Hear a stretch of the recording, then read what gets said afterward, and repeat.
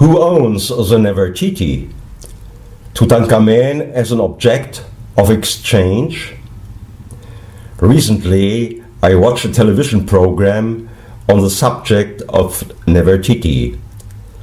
Having been announced weeks before, I was really curious about what would be offered to the viewer. Summarized, a complete disappointment. Very short, without any substance. Not even the unctuous words of a lady Egyptologist changed anything. The thrilling question of the find in 1912 in the desert sand by Ludwig Borchert, the facts of the then transference to the German scientist and disputes of recent years as to the ownership and possession remained unmentioned. In the past, again and again, the interest of the public flared up at the thrilling subject of Nefertiti. Whenever the Egyptian scientist Dr. Zahi Hawass demanded of Germany the return of the famous bust. What drives a probably most famous Egyptologist to express such an objectionable request? Many people asked. After all, Dr. Hawass isn't just anybody, but for many years had been Lord of all things and thus responsible for the Egyptian pyramids and all antiquities of his country. This was valid until he turned to politics. The result is well known. He didn't become Secretary of Education, but lost, like his friend Mubarak, all functions and privileges.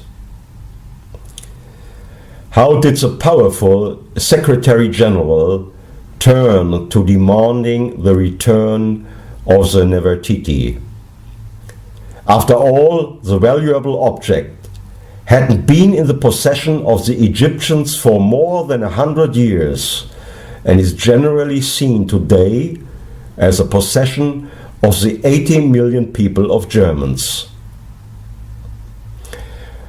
Was it unfulfilled zest for action, desire of recognition, or even pomposity of the frequently described as being quite overbearing Egyptian doctor in the demands he stated? Or is it with Dr. Hawass, just like with everyone else, when an unfulfilled yearning takes hold of everything that one had once possessed and loved? You will, dear reader, understand the yearning of Dr. Hawass when I tell you this little story.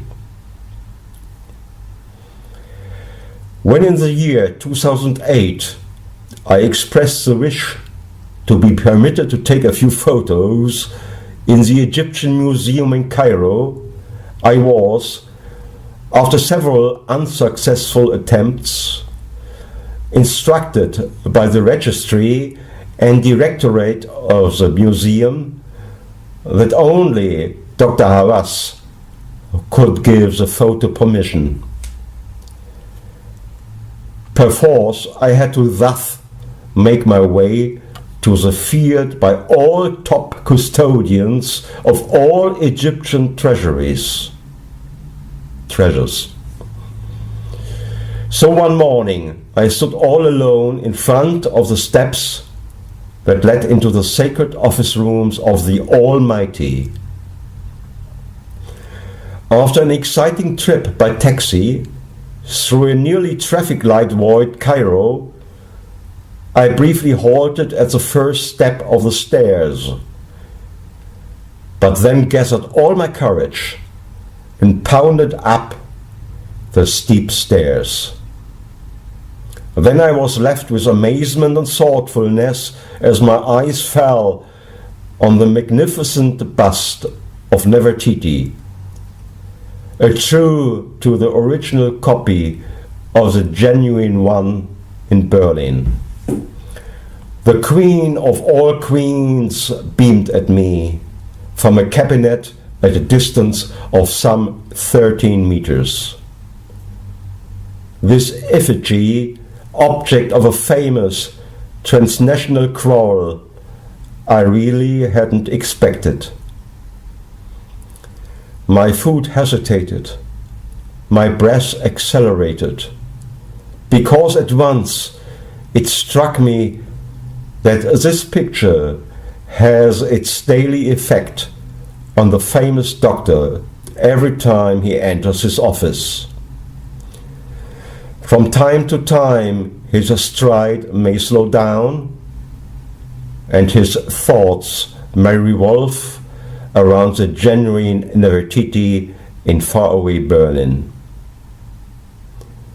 Suddenly I understood that at this side, each and every time, a deep pain takes hold of the doctor's heart. A short information for the reader. I did get the photo permit, even though the doctor's secretary assumed that my chances would amount to about 0. But strangely enough, this story took an entirely different turn of events for me. Suddenly there stood beside this gruff secretary a young Egyptian lady, beamed at me and asked in perfect German, "What then is your profession, sir?" As an answer, I merely managed to stammer, "Technical instructor." "So you are a teacher, and you would be needing the photos for your students?" I stammered, but the young lady gave me no opportunity to set things right and explain that I was going to use the photos for my books on the construction of Egyptian pyramids. The young lady turned on her heel and stormed into her boss' office, returned after 30 seconds with a permit of my photo application, and said goodbye with the words, "All the best to you, Mr. Neubacher, and a lot of success in the museum." With that I was left on my own, without even having seen as much as the tip of the nose of the famous Egyptologist Dr. Hawass. That especially for me, a whole department of the National Museum was closed to the public, I probably needn't to mention, as well as the 2 employees that were deployed at my disposal. I thank them still today that they carefully measured out my photo objects with the help of huge ladders and measuring tapes. Thus you can see once again what the sole signature of the big ones can mean for us small ones.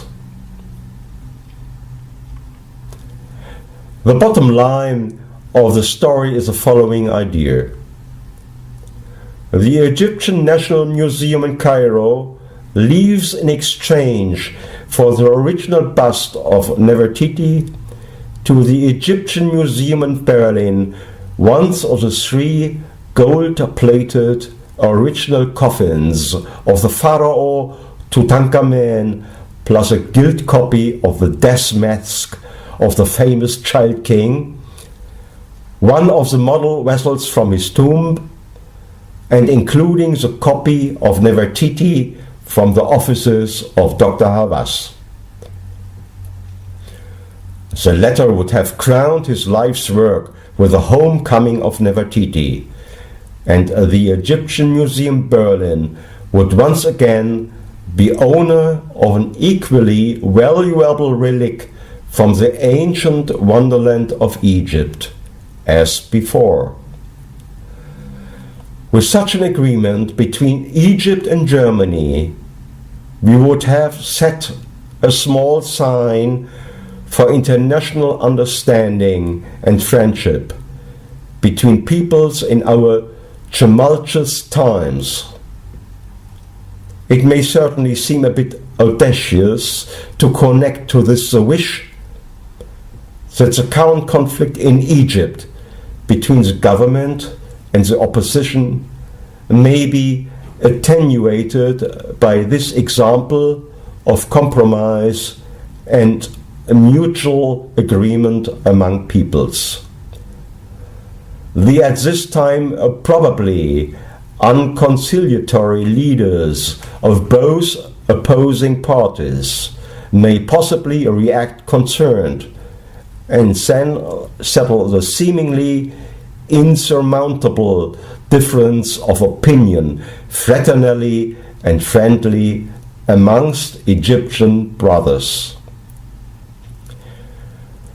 The completely made of gold inner coffin of the pharaoh can, of course, never be an exchange object, in order not to encroach the value of the complete ensemble and the unique funerary objects. Thank you for hearing. Yours, Helmar Neubacher.